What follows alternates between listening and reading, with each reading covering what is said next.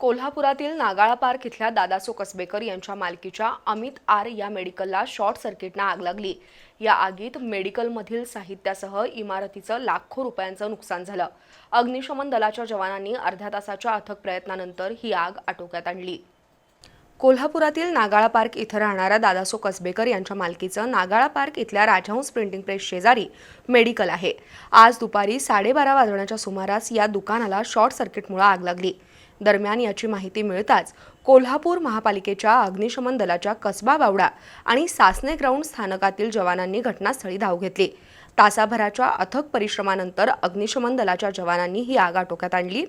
या आगीत कसबेकर यांच्या मेडिकल दुकानातील काउंटर, वायरिंग, औषधं, सीसीटीव्ही कॅमेरे, फर्निचर आणि इतर साहित्य जळून खाक झालंय। या आगीत लाखो रुपयांचं नुकसान झालंय।